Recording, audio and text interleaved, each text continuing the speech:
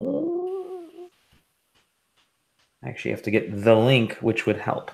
Hey. Hey, Aaron, how's it going? Oh my God, you have that ICP?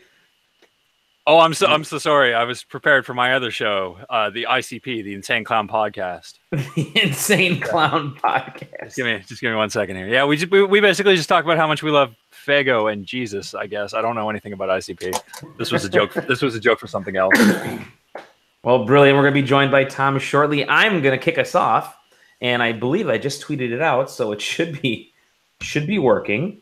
Let me hit the play button on the old. Oh, it's working. Cool. All right, and 3, and 2, and 1. Ladies and gentlemen, boys and girls, welcome to the SideQuest, your weekly dosage of video games culture and video game culture. I am Dolly Dimofsky. Joining me, the one, the only Aaron Scratty Bones Kelly. What's up? In the beautiful Windows background. That's fantastic. You just went all straight up Microsoft for that. I like it. Microsoft 95, baby. Yep. Making a return appearance, the hashtagonist, Wout. Hello, it's me, the Wout. It's me, the Wout. And for the first time on this podcast, the one, the only Marcus Annoyed Gamer Beer. It's not me. It's a faded facsimile. Oh, Marcus, this is the first time I'm seeing you with beautiful long locks.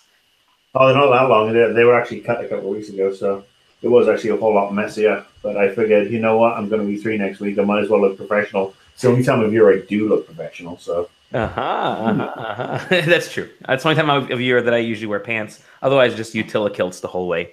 We're going to have a lot of fun stuff to talk about here. Obviously, E3 is on everybody's minds, and we're going to dive into that, talk about some of the big predictions that we have, some of the leaks that have come out and how those are actually being handled, and just general hype if we're ready for it for the show. But I want to start off with, before we get into actual predictions, let's talk about the hype if we're excited about this year's show. And I want to ask Marcus, is this your first time on this beautiful podcast? What is your E3 hype level at the moment?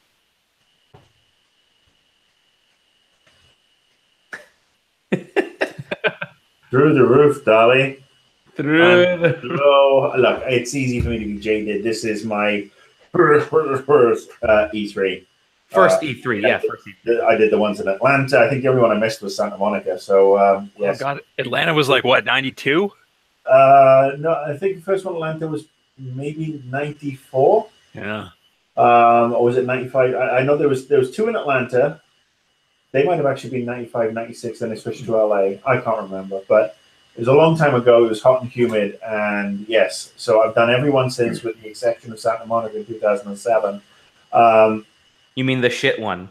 The shit one. Yeah, the really, really shit one. So, yeah, I'm going in. I've got meetings next week, and I'm going to see a bunch of cool stuff. But I don't think I have a hype meter. I think it's just one of those things that, especially as it's in my backyard, not literally, obviously, my backyard is big, but it's not that big. But it is 20 minutes away by car from my house. My hype meter has sort of like gone down over the years because it's a local event. The one thing I am actually hyped to be doing at E3 is hanging out with my mates, hanging out like people like you, because, I don't know if everybody else knows on SideQuesting, but we do tend to co-host this other podcast about all things Doctor Who. And you can see by the wonderful background. Yeah, we end up talking, almost like 50 weeks a year, but we rarely get to hang out. So it's going to be nice to hang out with you next week. Likewise. Hype level. I'll jump into my hype level. This is my ninth or 10th, maybe the 9th. I started going in 2009 to E3. Actually, I keep telling the story. I specifically created SideQuesting to get to E3. So 2 months after I created the website, I was at E3. Living my lifelong dream. And I probably bumped into you back then, Marcus, for all I know. But my hype level is weird, and we'll get into that a little bit later shortly after here with the leaks. I don't know. This is potentially the first E3 for me that I could really get surprised by things that haven't been announced. Usually I go in expecting a lot of good surprises. But let me adjust the camera here. But because so much has been revealed ahead of time by the publishers and by leaks, I'm looking forward to being surprised even more. And it's not raising my hype level. It's just maybe more horizontal, I guess, is maybe a better way of saying it. I'm interested this year for a different reason than in the past, if that makes sense to anybody. No. Good. I'm glad I got that out of the way. Wout, how about yourself? You're missing E3 this year. Yeah, so for me, it's a little weird because I've been the past 2 years, and this year I'm not going to make it. So I'm a little bummed, to be honest, that I'm not going to be there because, like Marcus, like I really enjoy hanging out with you people. But you get probably the best seats in the house if you watch it from home. If you watch the press conferences live, and being on the floor is often just a lot of work when you do go and you have to cover a lot of stuff. So it's a little mixed. I love E3. Like I've been trying to keep my agenda open here. And I was like, we have a barbecue? No, we don't. Yeah, I have to watch the press conferences on Sunday. But yeah, no, I'm excited. I hope there's enough to surprise me.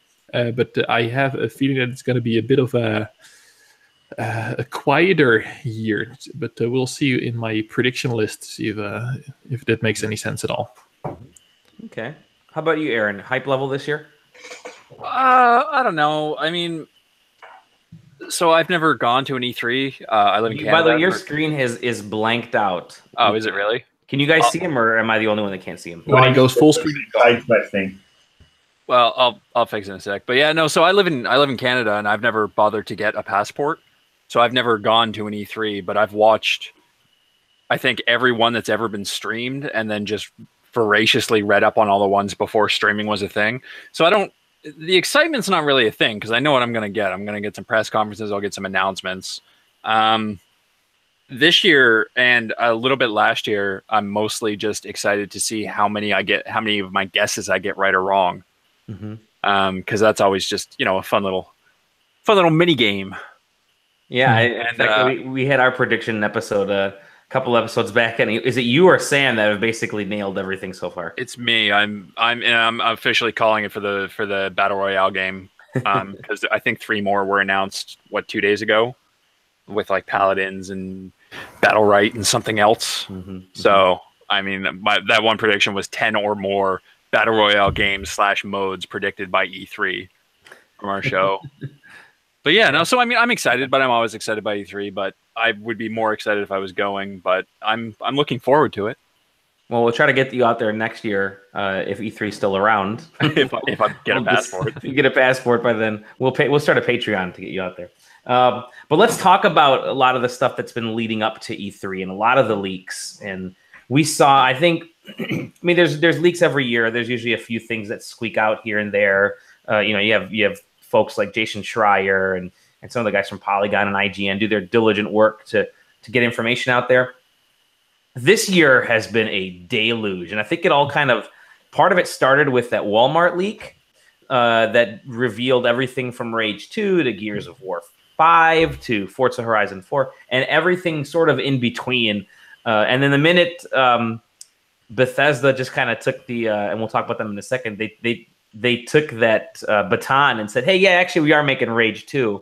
That sort of legitimized everything else in that league. And it's been consistent ever since then. There was a Nintendo leak last weekend. There was leaks this morning. There's been a nonstop flow of information.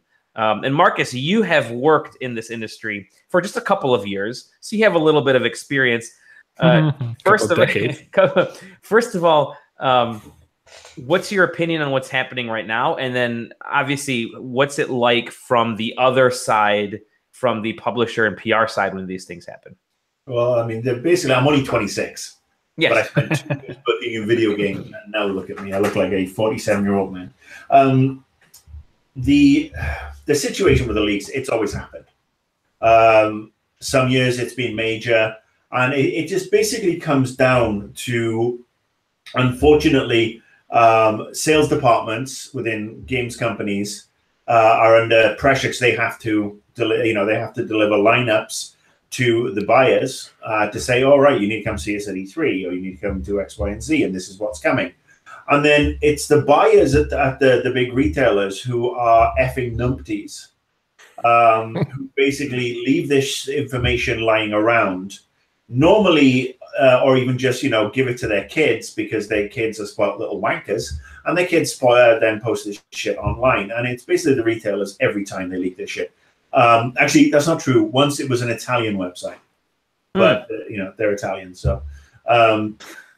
yeah, so it's as an XPR guy who I was really, really lucky. I never had to deal with this, but I have friends. One of my best friends is the head of PR for Bethesda. And, I love the way that they've owned it. And I've got another friend who, is a senior PR director at Ubisoft. And they've obviously been hit by some leaks. And I just watched them roll with the punches, and they've acted very admirably to try and own it.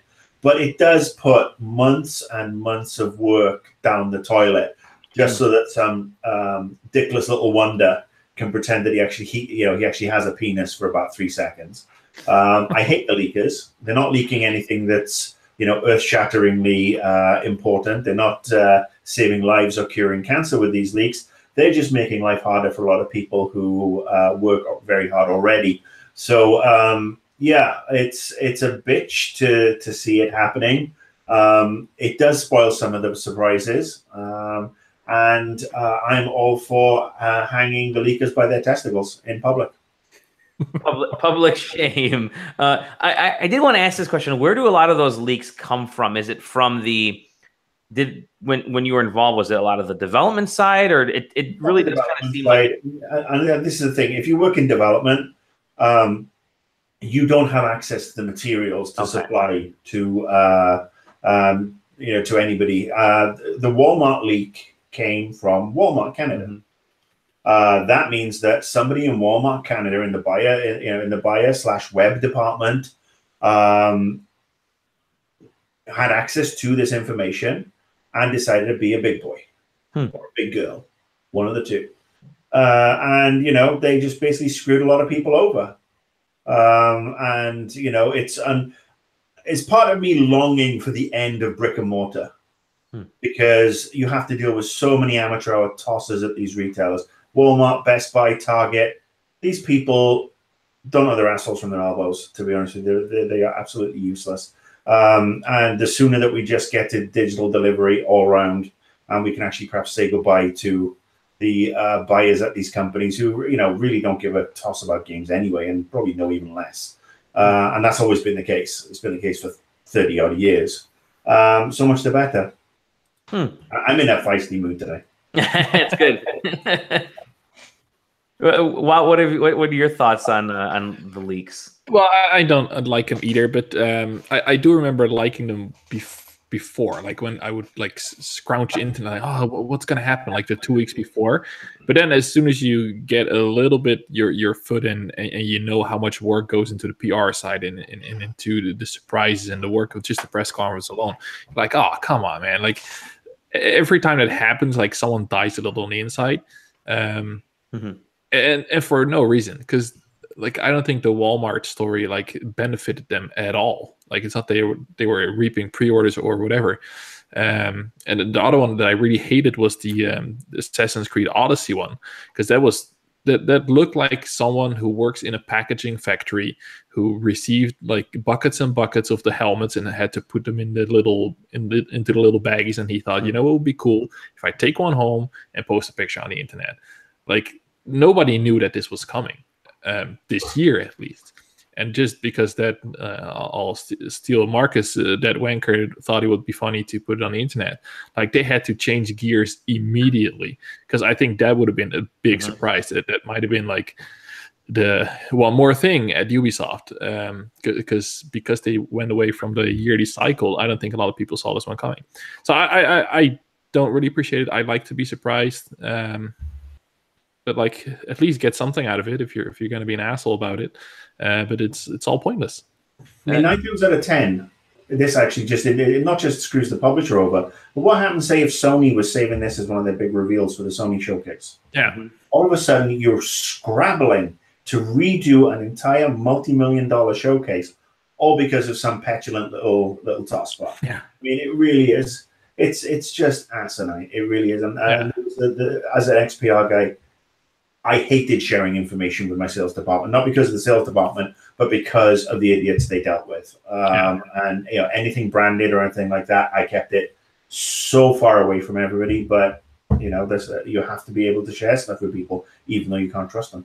Because a couple of years ago, it was Street Fighter V that took everybody by surprise the day before it was announced. And they stood there on the stage and like, yeah, I guess here's Street Fighter V. Well, it happens a lot with Sony because a big deal. The PS3 Slim. Remember when they remade the PS3 and made that cheaper version? That leaked like 3 or 4 days before the conference. They that sort of derailed their conference. Most definitely, it was already too late by then to make those changes. Marcus, what you mentioned Bethesda, and I think a lot of people are looking to Bethesda as a company that has taken those leaks or that leak of Rage 2 and turned it into something that completely potentially benefited them, at least from a public, a PR standpoint. I don't know about sales or anything like that, but people weren't expecting a Rage 2, and it could have drawn some really interesting remarks at the show, but they got out in front of it and were able to not only throw a wet blanket on the leak, but actually have a lot of fun with it. Like I said, they ended up owning it, and that's because they do have an incredible social media team, community team, and it does help that you've got somebody like Pete Hines, who's the head of PR and marketing, who has a huge social media following and is one of the driest wits you'll ever have the pleasure of meeting. I'm lucky enough to call this chap a friend of mine. He did a lot for me, especially last year when I had my heart attack. And he's just a genuinely decent guy, as they all are at Bethesda. Great people all around. But yeah, he is just such an unfazable, dry wit. Some of his responses have been top quality. And then you look at, they've got a great community team as well. They've got Matt Grandstaff over there. And they just basically look at stuff, and if they have to react, they react in a measured way. They make sure that you don't. It's like a duck. You see the glide, you don't see the little legs, and that's the best way to handle this. I mean, I guarantee you that had I been in charge of the PR at Bethesda and they leaked one of my titles, I would have actually called somebody at Walmart Canada and threatened to throw them out a window. Unfortunately, I have previous for that because somebody screwed me over before, and I did exactly that, which I'm not proud of. But it's they do handle it very well, and you've got to wonder if the Fallout 76 release or announcement has come and has been brought forward because they're very wary of another leak, because that's coming. They've got previous that, oh look, we're announcing Fallout 4 and it's coming out in 3 months' time. And I wouldn't be surprised if 76 is out this holiday season, which just makes it shaping up to be a stellar one. I'm sure we'll talk about that in a minute. So I love the way they've handled it. I really do. Anybody who handles it with a grace and class and the humor that they do has to be applauded, because the alternative is me walking around with a 2x4. I mean, you bring up a good point. They, with the Fallout 76, they almost piggybacked on their cleanup of a leak with this second reveal. And I don't know what their timing was for their schedule of pre-show reveals, but it seemed to, in the end, kind of work in their favor. So yeah, kudos to that staff over there. And then you have someone like Assassin's Creed and how they reacted to that leak with the keychain helmet, with kind of a tweet that basically said, "You got us, see you at E3," and that was it. And it's like, okay, you could have played, you could have given people a little bit more than just that. But I guess their hands are obviously tied as well, and they're approaching things from a different way. So, Aaron, any thoughts about leaks? I don't know. I mean, being on the side of things that I'm on, I appreciate leaks for what they are, because it gives you something to write about. My favorite part about leaks, though, is getting to see like PR at work, because a lot of the time, you just don't get to see what PR is Like if you're not like if you're a consumer, like you're not on the writing side, you're not on the developer side, you don't ever really get to see what PR is beyond like a Twitter account. And so when you see like Bethesda with the Rage 2 thing just all over the place, taking that screenshot and making it their own and just drumming up hype for a game that before that nobody wanted. Like it's very impressive to see, you know, masterful PR people at work. I'd actually say you got to give props to the social media team first and foremost. I'm sure PR had something to do with it, but the social media team is generally a subset, a more specialized subset. And the best PR person is the one you never see. Yeah, but, that's I would say that's purely, they've got a really good social media team over there. They really do. So yeah, they owned it. Love it. And long may that continue. It's like the Arby's campaigns. Yeah. Oh God. Yeah. Oh yeah. I think they've been having fun with the leaks as well. Arby's has, but yeah, we'll find out more about that on Bethesda's press conference on Sunday evening. So let's get into E3 proper and talk a little bit about our sort of hopes and dreams or predictions. We got about a half hour or so left in the show here, and I want to get so Aaron, you and I have made predictions. I've been on the Hashcast. And made a few predictions there. Marcus, you've been all over the place as well, and so it's a good way to kind of bring us all together and do potentially one last round of predictions here before the show kicks off. There are actually press conferences. I think there's something tomorrow. There was one today. I think Asus or somebody did a press conference today, and then there's something tomorrow, like a little mini show, and then even companies like Limited Run Games and Devolver Digital are doing their things over the weekend. But let's go real quick through the kind of the major press conferences. We'll do EA, Microsoft, Bethesda, Square, Ubi, Sony, and then maybe Nintendo. We'll try to cover those fairly quickly here so we can knock them out in the next half hour. So EA, I'm going to ask our guests here. Let's start with you. EA, what's your prediction for the show? What do you think that we'll see? Well, my biggest prediction is that our friend Andrea is going to fucking slay it on the stage there. Yeah, props to Andrea. Yeah, can we swear on this podcast? Yes, we can, totally. Mark is unleashed. I think they're going to go all in on Anthem. They kind of have to. But I also think they're going to do something that everybody's going to roll their eyes at. They're going to like sit down Dave Beckham and talk for 45 minutes about the new FIFA with him, something like that. But I think it's going to be pretty sweet. They have to go all in on Anthem. And I hope that Dragon Age 4 is going to surprise everybody because I'm intrigued. That was my prediction on your show was Dragon Age 4, I think. Yeah, I stole that completely. It's better than Mass Effect Andromeda.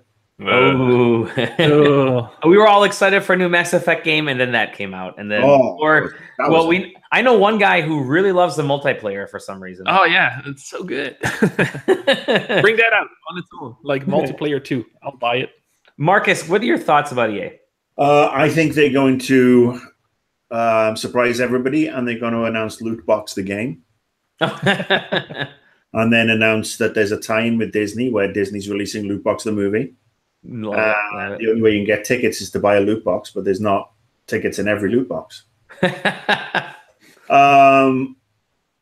like that idea, actually. Is it wrong that I really have zero interest in Electronic Arts and the stuff that they do anymore? They have their yearly FIFA. I mean, the World Cup starts next week. I haven't even bought the new FIFA World Cup game. So there's FIFA, there's Madden, there's NHL. We know there's Battlefield. I mean, I'm not even excited by BioWare anymore because of what EA has done with them, and it's sad. And some of the major players have left BioWare as well. Yeah, I mean, BioWare is not even what it was, and yeah, I mean, EA. I can't actually. The last time I bought an EA game would have been, actually Santa bought it for me, and that would have been FIFA on the Switch when I got the Switch for Christmas. Okay. But before that, I think it was probably the original Battlefront that came out a couple of years ago, because that was on sale for $20 and had the VR component for PSVR. I don't give a shit about EA. Mm-hmm. Sorry.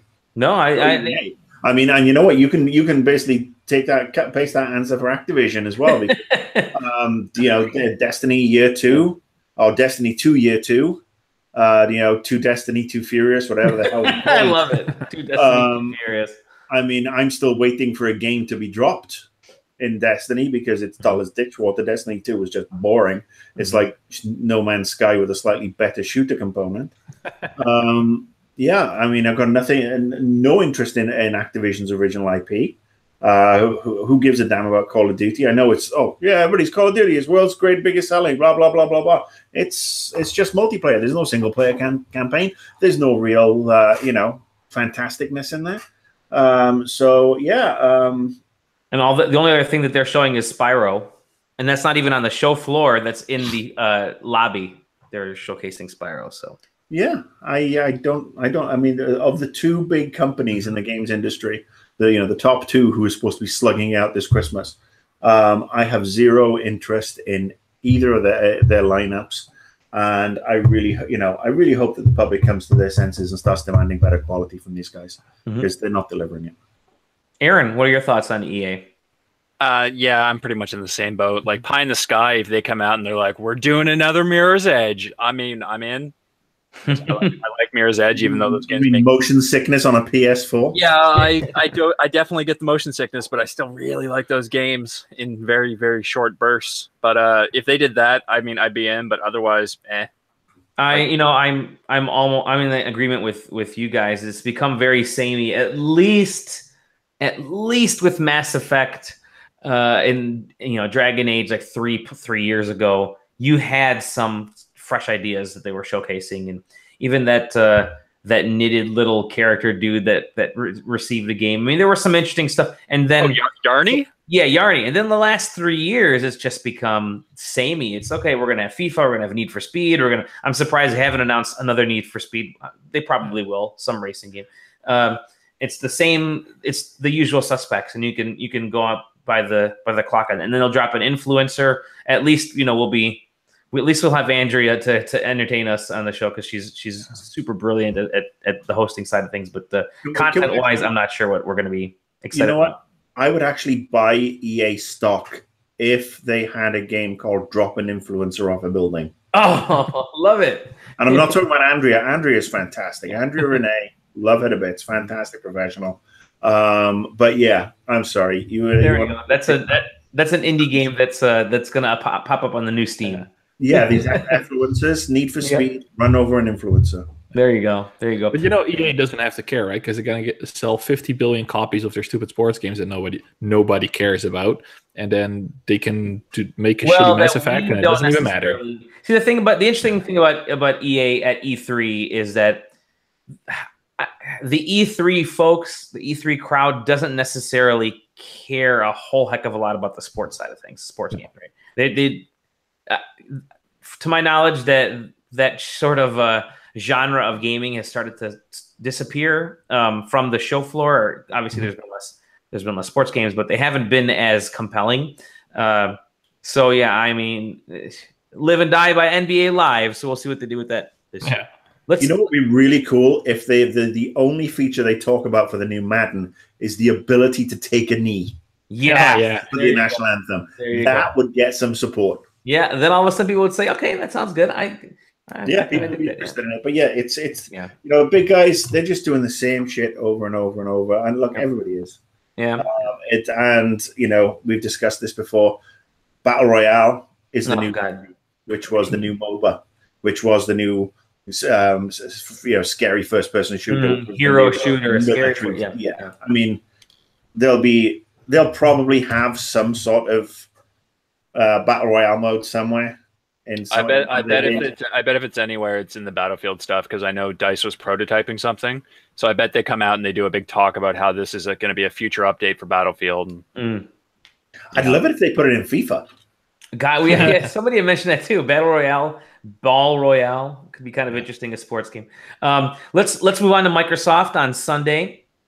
They have a 2-hour set, and apart from the Gears and Forzas, there isn't a lot known. And I'm actually weirdly most looking forward to them, at least from a surprise standpoint. So what are your thoughts about Microsoft? What's your prediction for the show? I have such a hard time predicting anything for Microsoft this year, like, because I have no idea what they're up to. Even though they have to have the biggest show of their life, so I'm just gonna say that they're gonna make it worth it.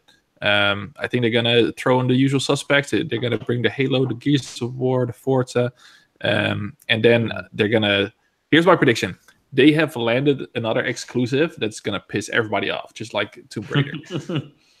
And it's not going to pay off, unfortunately, usually. Okay. All right. Marcus, what are your thoughts on Microsoft? Why would anybody give them an exclusive right now? They are I don't know. Far behind. They would have to... Any exclusive they sign that would keep them off the PlayStation for, even if it's like 6 months, they would have to make up the potential shortfall of sales in that first 6 months, which would be in the tens of, if not hundreds of millions of dollars. Yeah. They can't afford that. I mean, what they need to do is get back to making some seriously friggin' awesome games and delivering them. And I'm not talking about Gears. And I hope they do. I'm not talking about Halo 6. I mean, I'm not even expecting Crackdown this year. I mean, Crackdown 3 has been teased every year for the last 3 years, and I'm over it. I mean, my balls are blue enough. No, thank you. What else? What else have they got? I mean, we're going to get a new Fable. Well, not without Pete Molyneux, because it's not going to be Fable. It's going to be a shitty studio knockoffs. So maybe they'll buy Cliff Bleszinski. It will, yeah. It really does feel like, and I forget somebody else mentioned this. So I'm not taking credit for this, but it feels like Microsoft is sort of stuck in the past when it comes to Xbox, because they make a big deal about, check it out, now you can play Xbox 360 games on the Xbox One, and now you can play original Xbox games. That's right. Oh, and now we got the Games Pass, which lets you play all of our old games. You can play all the old games when things were great and popping and popular on Xbox, but maybe we don't really have a lot of new games to come out and that are coming out. And I get disappointed because I look at my Xbox One, and the poor thing has just been sitting there staring at me with the Kinect attached to it, like some robot on its deathbed. But I really want to turn this on because I know it's a pretty powerful device, but there's nothing to turn it on for that is unique. And Microsoft was great when they were, in the heyday of the 360, because they were just pumping out unique new IPs every year, every quarter. It seemed like they didn't rely on their. They made an event out of the big classic IPs that they have, but it was a new game every time. And Sunset Overdrive, I think, may have been the last time I was actually excited about a new, fresh Xbox game. So I'm hoping that they give me something, but I really think because of the way that Sony's doing their press conference, Microsoft's press conference is going to be showing just a bunch of third parties and the usual suspects. Yeah. Do you think it's even worth it for them to invest a lot of money in like buying new IPs, creating new IPs from scratch at this point in the console? No. Nope. Of course it is, because they can at least get some stuff out. I don't think nobody's going to announce a new console this year. No, not this year. No. So they can get some stuff out, do a price drop. I think a price drop would be pretty key for the Xbox One X. I mean, my Xbox One died 2 years ago last week, and I still haven't replaced it. That's criminal. Mm-hmm. I mean, I love I still got my 360. Yeah, same here. I'm more inclined to reconnect my 360 and start playing those games than I am anything on Xbox One, which is just a sad travesty of what Microsoft used to be in the gaming space. I mean, are they even going to stay in the gaming space?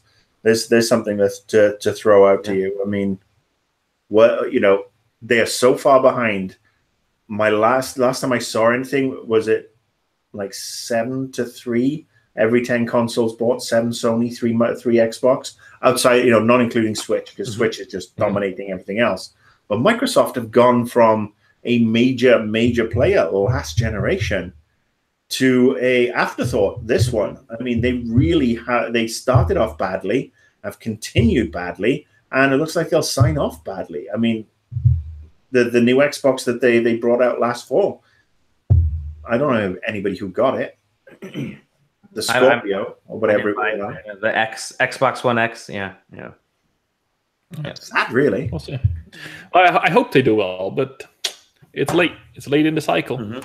I wouldn't be surprised if they start talking about transitioning out of the console market and going towards PC, because with like all of their first party stuff and all of the third party stuff, their exclusive stuff, like that's all on PC now. Like you get that on the Windows Store, and you get Play Anywhere, so you can play it on your Xbox, but you can play it on your PC. Like I've been playing a little bit of State of Decay 2, which they have, I think it's a timed exclusive on. That's on the Windows Store. Like I didn't need an Xbox for that. And like 360, a game like that, I would have absolutely been playing that on the console, and I would have been happy to do it. But now it's like, well, I can get it on the PC, so I'm just gonna get it on the PC. And do they look at maybe turning their Surface tablet into a Switch kind of something portable? And I think if they don't have Crackdown there this year, like properly this year, I don't think that game exists. I think if they don't have like a tangible Crackdown 3, then that is either just gonna die in obscurity, or there's gonna be an announcement in 6 months saying, "Oh, we're retooling it from the ground up again." Guaranteed, if they do announce Crackdown, it'll be a friggin' battle royale game. I wouldn't be surprised if they have that mode in there. I mean, that game's. I mean, unlike a lot of the games that are doing battle royale modes, at least Crackdown's, I could see a fun battle royale mode in that with all the crazy superpowers and stuff. I actually disagree, because I would like something along the lines of the original Crackdown. Because I loved that game. Crackdown 2 was a diabolical disgrace and should never have been released. But Crackdown 1 was so much fun. And then, I mean, the newest we've come to Crackdown 3 has been Saints Row 4. Where and that really had that similar sort of fun. And look, I get that, yes, with the superpowers bouncing around in a battle royale with a storm of some sort coming in, that would appeal to a lot of people. But I generally tend to like games that last longer than me taking a shit. So I mean, I'm not a battle royale person. I know a lot of people are, and I know the young people love it, and they love buying their emotes and their emojis and their dances and their lime green shoes, and Epic are rolling in $100,000 bills, and good luck to them. But it's another fucking fad. It really is, and it will go the way of all the other fads. Make millions of dollars. Make millions of dollars and disappear. Yeah, I mean, look, they hit on the right. They hit on the right thing, and let's also say that the PUBG lawsuit that they filed in Korea. Bunch of toss. Yeah, fucking stupid. Absolute toss. Those guys are just, it's our game type. You know what? Piss off. People were doing that game type way before. If they didn't want to lose market share to Fortnite, they shouldn't have made a shit game.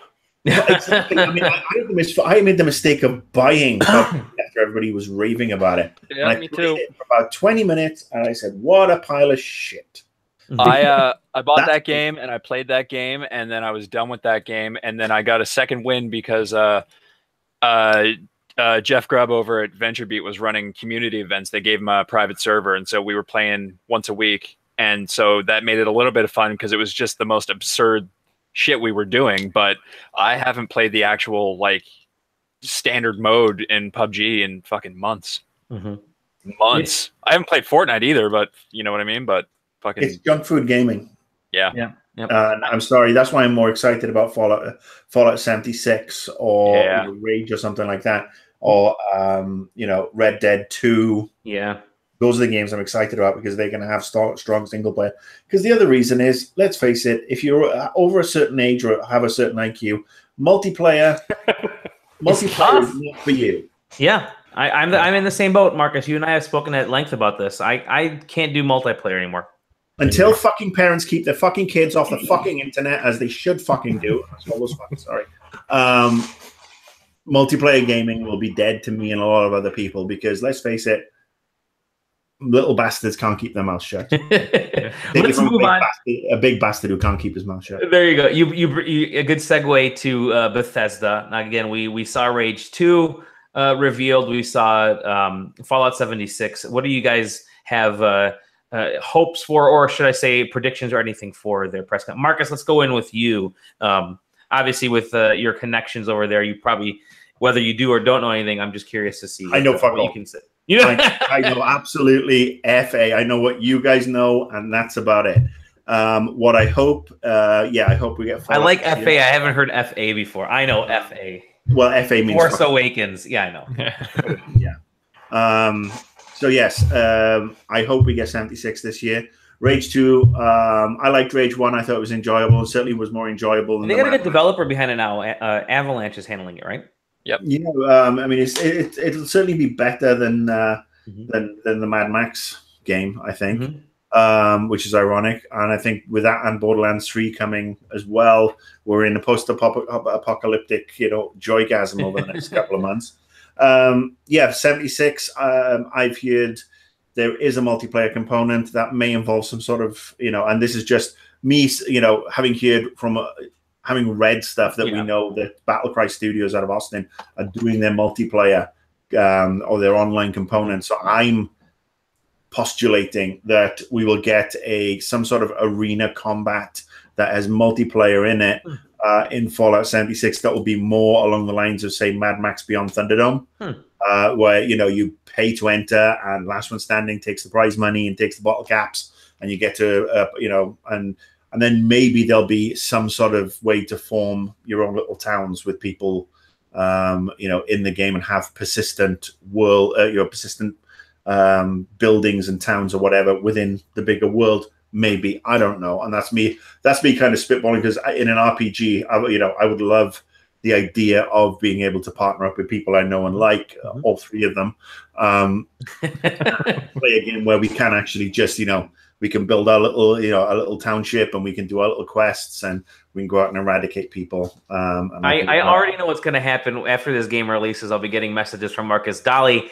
come on, you're not holding up your end of the bargain, and the barracks are down, and I need you over there to fucking get to work. I can't do this by myself. Look, let's face it. If they do that in any way, shape, or form, it'll be you, me, Norton, and Strom, and we will make an outpost called Gallifrey. Yes. And TARDIS is everywhere.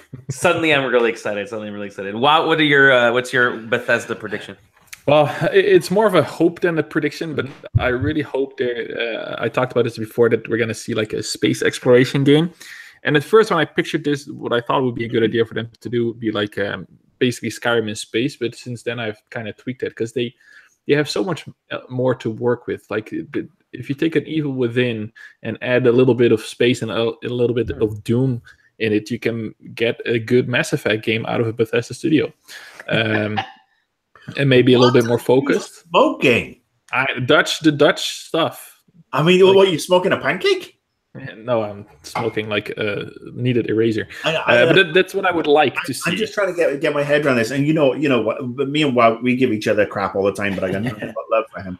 But if you take a Doom game and put some Evil Within type things in it, and then set it in space, that's going to be exciting. Didn't you just describe Dead Space? Yeah, well, actually, I did. Yeah, and that's kind of what I think they could do. I think they have the expertise if they would like merge a bunch of teams. And I know it's not easy like that, but that's what I would like to see from them. I think that there's an option for them. But if they just do, it's on sale. It's probably like $9.99. Yeah, but Dead Space hasn't been good for a while anyway. If they want to do Skyrim in space, that's fine with me too. I think it's nice to have another a dungeon crawler like that, sort of. So basically, you want them to sell horse spacesuits now? Yes, exactly. Like I'm not the biggest fan of Skyrim, so it's not probably something I'm super excited about. But I can see how that would work for them. But bolt to the knee.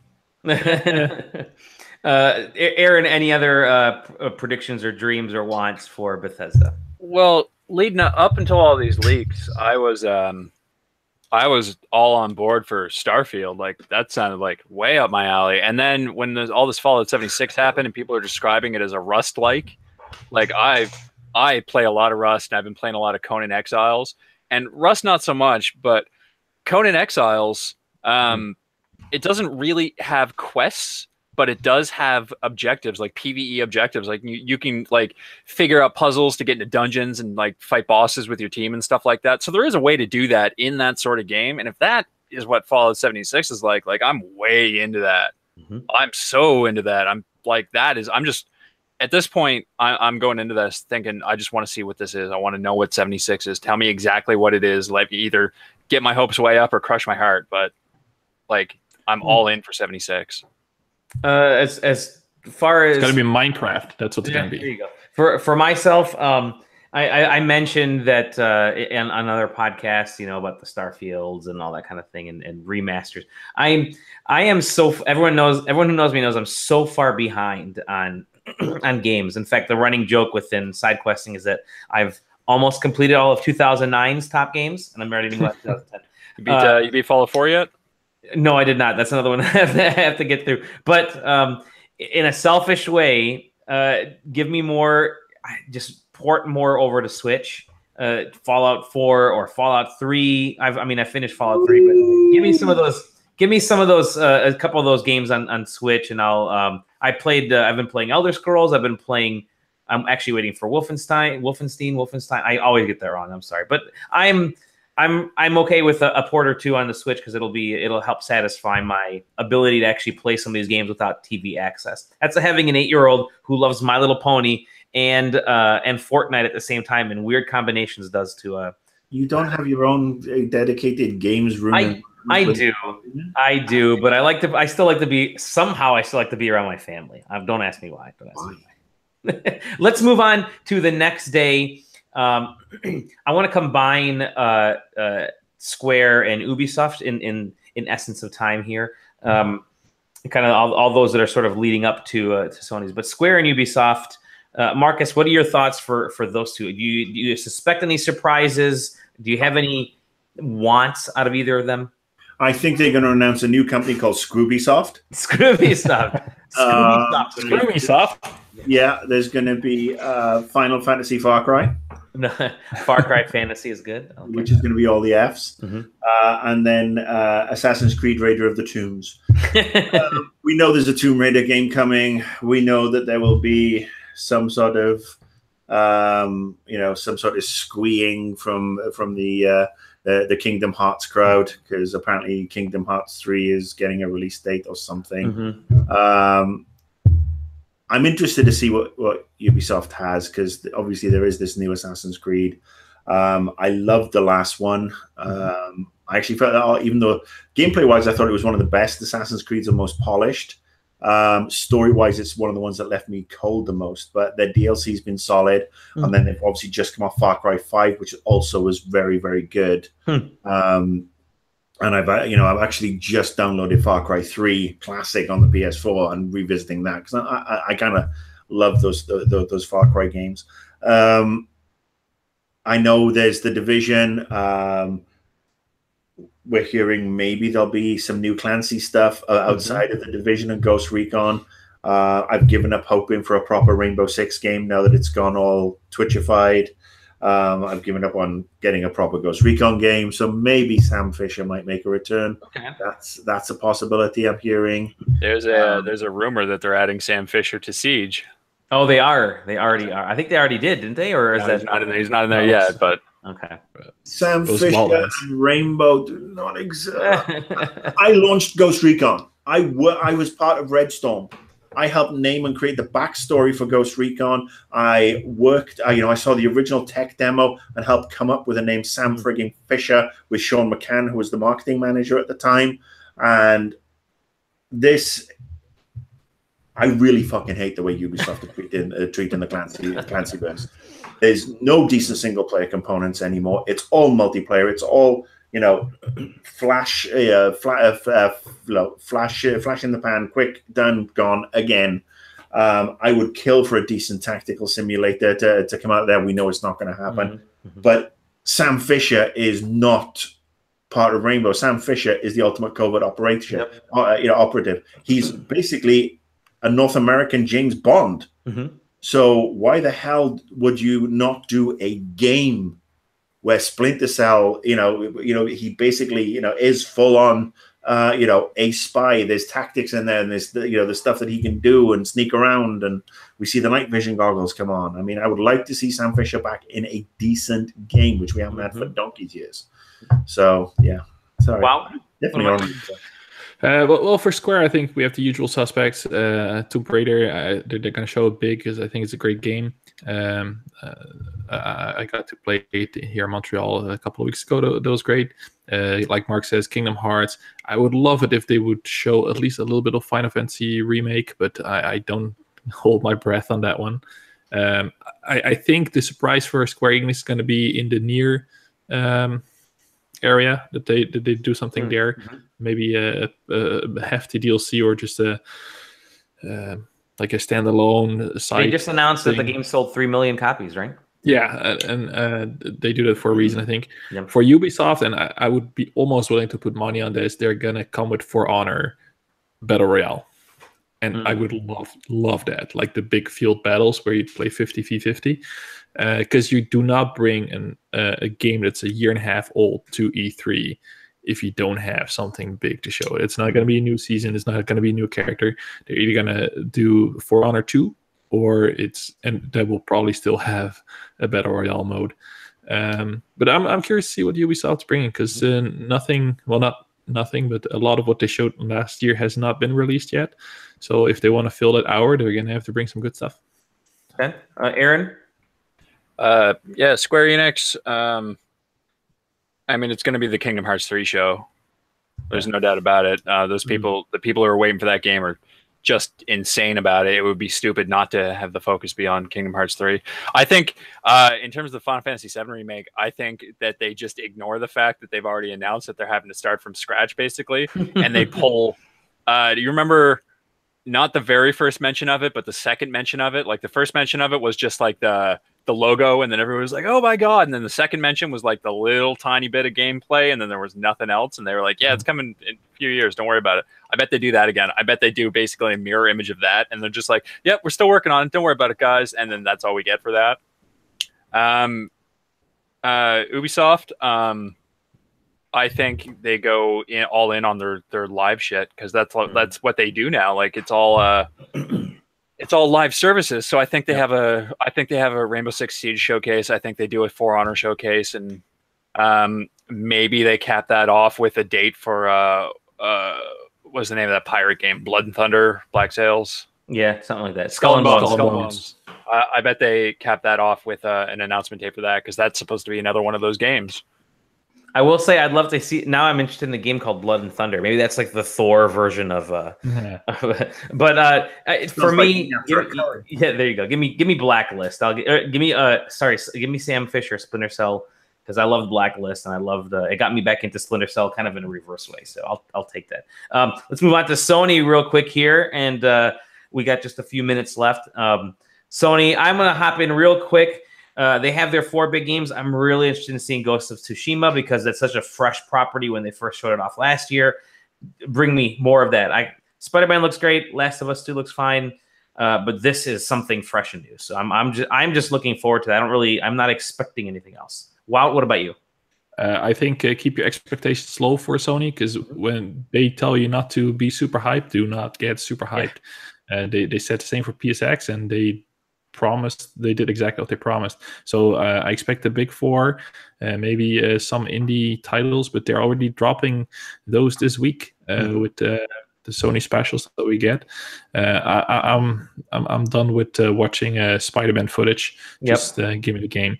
But I want to see Last of Us 2. I want to get all the details on that, because I love that first game. What about you, Marcus? Spider-Man all the way. Some Red Dead. Especially after today's trailer for Spider-Verse, I think we're all. That's actually surprised me, because I thought there was going to be some sort of inane Teen Titans Go lameness. But yes, Spider-Man looks fantastic.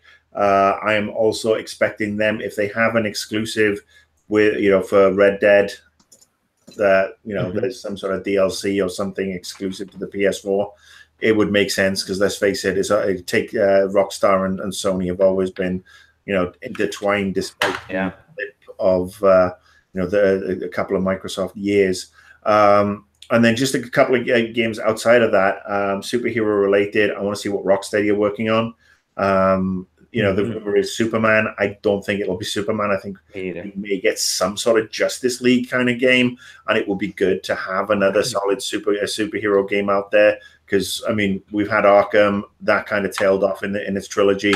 We've got Spider-Man coming, which is looking great. But then, the only other things we can go to are the mobile games, or God forbid, the Lego games, because we know they're always around, but they're just declining in quality every year as well. So I'd like to see that, and I'd like to see this rumored Avengers game that people are working on, which will just take the pop culture nerd in me, and it's time. They got to get this thing out by the time Infinity War Part 2 comes out. I'd love to see a new Deadpool game voiced by Ryan Reynolds, by the way. Oh God, yeah, most definitely. Let's move on to. I think we went through everybody. Yeah, did we get you, Aaron? No. Go ahead. But no, that's fine. My prediction for our two guests. My prediction from our show a few weeks ago was that Sony was going to come out and announce a new hardware SKU, not a PS5, but like a PS4 Pro Slim or something to that effect. So I'm still fully expecting that. I still think you're on crack for that one, by the way. Yeah, we'll find out. I'm batting 1,000 right now. And then, I'm excited for the new Spider-Man game. I'm interested in the Avengers game. I think that's it from Sony, really. Okay, let's move on. I don't know if they have anything else coming out that I'm really in on. Anyway, let's move on to Nintendo, and then I'll have one kind of farting question. Nintendo, Marcus, any thoughts on Nintendo now that you're a Switch owner? My thoughts on Nintendo. This should be fresh.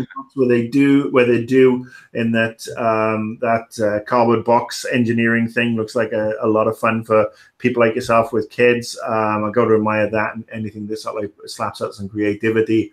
Other than that, there's a reason I only have 3 games for the Switch, and there's a reason that I haven't actually used my Switch probably in about 2.5 months. Okay. At best. It's just I'm not the demo for it. I really am not the demographic for the Switch and Nintendo. So if you can't say something nice, well, to be honest, Aaron is also not the demographic for the Switch. Yeah, because of his hand size. I bought one. I had a couple of games for it, and then I ended up selling it about 2 weeks later because it hurt. It physically hurt to hold it. I'm a giant, so. You can't tell by this, but he is Andre the Giant size height. I'm 6'9", and I've just got giant hands, and just holding that Switch hurt. So I was like, I'm out. Fuck this. It's not worth it. Sold the thing. That's terrifying. Although Wout is 17'6" as well. You two should form an NBA league. Yeah. Oh my God, yeah. There you go. Aaron, any quick prediction? For Nintendo, I mean, it's going to be the usual. This feels like a holding pattern year for Nintendo. It's going to be Smash. They're doing that tennis thing. Yeah. I think it's going to be a lot of that, and that'll be fine because it's Nintendo, and those games are guaranteed to be good. Whether or not I'm the target audience, I can acknowledge that Smash Brothers is a good game. The Mario Tennis games that previously have been fun if complicated. So, I mean, yeah. What about you, Out? Well, you know how I talk about Metroid and that I wish it was 2D, but they're not going to bring out 2 Metroid games. So here's my new prediction. Ooh. A new Castlevania game made by the people that made Donkey Kong Tropical Freeze. 2D side-scrolling Castlevania game that looks amazing on the Switch. Konami have something to say about that. Well, Konami is pushing 2 new games out for Switch this year. Supposedly they're debuting at E3. Exactly. So Retro doing a Castlevania game would be kind of interesting. I have a Nintendo prediction. They will release stuff that fanboys will squidge over, and everybody else will just go. Yep. My prediction is I am not. I don't have any expectation for Nintendo. I think we kind of know everything that's coming out, even without the leak. We already knew. I think I tweeted it earlier. There's we have Smash Brothers, we have Pokemon, and we have supposedly Yoshi still coming out this year. And if that Star Fox game comes out this year, that's your 4 games. There's no surprises out of that. And next year they can focus on Is that Sonic Racing game coming out on Switch? Yeah, Sonic Racing is coming out on Switch this December, I think is what they said. So if the Star Fox thing is real and the Sonic thing is real, are they going to be showing off 2 mascot kart racers at the same time? Right. That's a good point. That's a very good point. Yep. When does the last they found out today that they're going to What's that? When was the last time Nintendo released some new IP? Oh, they had ARMS was last year. That was Arms wasn't a new game. Yeah. Arms has been around for years. no ARMS was brand new. It launched. It debuted on the Switch. Yeah. Splatoon was the older IP, and they came out with Splatoon was the 2. previous one. Yep. Splatoon, all right, Splatoon, fair enough. Because I know they also did the thing with Bayonetta with Sega. Yeah. But Splatoon, fair enough, and I know they got Splatoon 2. But yeah, I mean, I know we rave about all the sequels, but I would like to see some great new IP. Yeah, same here. I think that's something that we're looking forward to. Everybody was, responsible for that one. Bethesda too. I mean, it would be nice to see some great new IP. I think that's gonna be why, in general, I'm looking at Ghost of Tsushima because it's a brand new IP and something that's interesting to me. I will. Anybody else before I ask the final question? They found code today in the store that they're gonna push Fortnite during E3. Apparently. Yeah, that's true. The Fortnite. They actually it was an update, right? It was an update to Fortnite was found in the store. I want to ask this final question before we sign off for the day. Obviously, E3 is changing. It's changing big time this year. Last year, they included the public for the first time. A lot of shifts, a lot of changes this year, and I want to get from someone who has a history with E3 in Marcus, and then Wout, you as well, because you're sort of newer to E3. You've been there a couple times, and you guys have seen there's two different ends of the spectrum. So, Marcus, from an E3 standpoint, how do you see this show kind of surviving or going forward? I see for E3 to grow in any way, shape, or form, or actually serve the purpose that it was created for, you're going to need some leadership, which the Entertainment Software Association are not exactly renowned for. I think they've muddled it with regards to letting the public in. If they'd have followed the Gamescom model, where there was 3 days of hardcore working and business, media, etc. meetings, and then 2 days or so of public, I think that would have been really, really good for the industry. Unfortunately, they have, they've gone half-cocked, as they generally tend to do. And you can see that with the fact that Microsoft are not going to be there. They're going to be at their own thing at the Microsoft Theater. More and more companies are doing their own showcases before the show, which is just devaluing the show. So, I mean, you would see that maybe in the next 2 or 3 years, E3 will either totally go bye-bye, because people will just basically use this time of year to announce, to have their own online showcases. Why would I drop $20 million on a booth where, I can actually just put together a Nintendo Direct? And it's really sad. I think there is a space for E3 for people to be able to go do work and come out really enthused in this industry. Because E3 used to be a real shot in the arm for a lot of people in the industry. We worked hard, but we had drinks afterwards and everything was good. And now it's become this, you fight to get through the crowds of people who really shouldn't be there, who are queuing up for Mario t-shirts, who are basically, are turning up with swag bags, or fighting over swag bags. I've relayed this story before. Last year at the show, 2 guys beating the crap out of each other over a Mario bag. You have people who have questionable body hygiene, who just basically will barrel through you. Doesn't matter if you're trying to lining up for an interview or you actually got doing an on-camera interview, they'll walk right through your shot. The noise levels have gone through the roof, unacceptably so. It's impossible to get anything to eat now because you're stuck behind, a bunch of people trying to get the last slice of pizza or whatever, and the food at the convention center is shit anyway.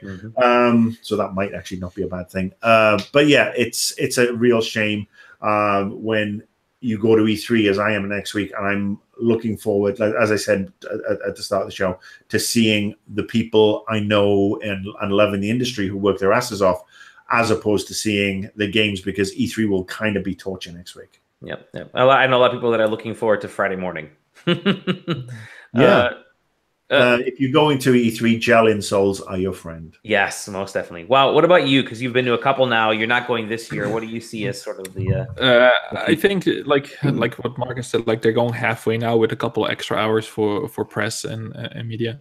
I think they're gonna look back on how that went, and then they're gonna make the decision: are we gonna go full on they're not going to go full on PAX because I don't think they're going to do panels and stuff anytime soon. At Well, E3. they're doing panels. The Coliseum is panels essentially. Yeah, it's true, but that's more like Jeff Keighley's show. Like they work together, but it's what I wouldn't be surprised if they have to reinvent themselves and they're not going to do it at that location anymore. Okay. What about you, Aaron? Because that just doesn't work. I don't know. I think they just need to figure out what they want to do. Like, I don't give a shit what they do as long as they figure it out and stop going in with these fucking half measures. Because this isn't even the first time that they've done the public thing, right? This is like the third time. Third time, actually. Yeah. So it's like, and it like every single time. Last year was the first time that they. No, last year was the first time to let people into the EA proper, E3 proper. The year before, they actually had that outdoor thing. Remember? And they've done E3 for. They did like E for All or whatever it was. That was a totally different thing. Held at a slightly different time. That time of I think it was E for All was like that. It was the same showcases though, wasn't it? Like it was. No, it wasn't. It wasn't. No, it wasn't. They actually took a camera crew to it. I think for game trailers, and it was a couple of weeks later, and it was Ghost Town, and it was pretty just malignant. All right, so second time then, I guess. Yeah, okay. Not discounting that one, but still, like E3 is a trade show. You're there to work. Business people are there to do business. There's no need for the public to be there. If they want to go the public route, then they need to go the public route because right now they're set up for business and inviting the public. It doesn't work. Yep. So I don't I don't care what they do. Just settle on something. I'm in agreement there. I think the future of E3, because everything has gone so digital, is maybe to go the festival route and make E3 this all-in-one. You got games, you got game music, you got game culture, you got game merchandise, and just make it a big festival, kind of like Coachella or something. But I see Marcus's face; he's ready to just throw his laptop. But to get away from this, from sort of being the mixed of trade and public, and really just either embrace one or the other. You have to go. It's difficult to do both. I mean, obviously, stuff gets stolen every year. So, Dolly, I love you. No festivals. No public, no festivals, trade only. Put noise levels in place. Do not be charging people $20-odd million for a frigging booth. Put it way back to being business. Make it more affordable for indies to attend, and really embrace the entire industry, not the consumer. The consumer, with all love to the consumer, because we're all those guys as well who love games, but they can fuck off to the 36 different PAXs that go on around this country every year. That's true, and you can actually have a much more valuable, smaller, focused E3 where you're not worried about drawing numbers. That's one of the big things. Is look how many people showed up at our event, and that ends up they're just kind of fluff numbers. But anyways, look how many people showed up. Who gives a shit? Who gives a shit? Exactly. Well, we'll end it there. I know a few of us have to get going. It's still light outside. I may have a chance to start mowing my lawn. We'll see. Gentlemen, I want to thank all of you. You're fantastic. You're beautiful people. Marcus, I am so looking forward to seeing you next week. It's going to be a complete joy. You're going to get the biggest hug from me that is humanly possible until you pry me off with a crowbar, then bash me over the head with it. Marcus, where can we find you? Well, just don't forget, don't hug me too hard because I still have a heart condition. Yeah. You can find me on Twitter at AnnoyedGamer, and that's pretty much the only place you can find me until the Lonely TARDIS starts recording again with the wonderful Dali and Stephen Strom and Sean Norton. So we're actually going to have a little reunion next week. Only Strom's missing. So, we may actually do a quick little recording just as it might be a drunk Facebook live. Yeah, I love it. And we can see you on the don't discount the great stuff you've done on Facebook on the shows there as well. I do some stuff occasionally with Game Talk Live when they want an idiotic talking head, but I can't swear on Game Talk Live, so that's why I can do this with you again. Anytime, you're more than welcome. Wout, where can we find you? You can find me on Twitter at the #Anist, and that's usually where I dump all my other stuff as well. So if you click in there, then you get some good hot gamer takes and drawn Elsas. Yes, and your podcast. Your podcast on there as well. Definitely. Exactly. Aaron, where can we find you? You can find me on Twitter at ScrattyBones. You can find me on Twitch at the same, and you can find my writings at SideQuesting. Yeah, definitely. And you got a review coming up as well. And you can find me at SideQuesting, at Dolly Domovsky, all the social medias. And you can find us. Lonely TARDIS. At the Lonely TARDIS, exactly. Lonely TARDIS, which is the wonderful Doctor Who podcast that is continuing to grow. Even if we don't record a podcast every week, we've actually had like a growth in downloads lately. Well, we've had growth. Avengers Infinity War one, which is actually a really good one. So. Yep. We're going to do more of that. We'll see everybody. SideQuesting.com. Everybody, thank you for joining us. We'll see you at E3. Peace, love. Bye.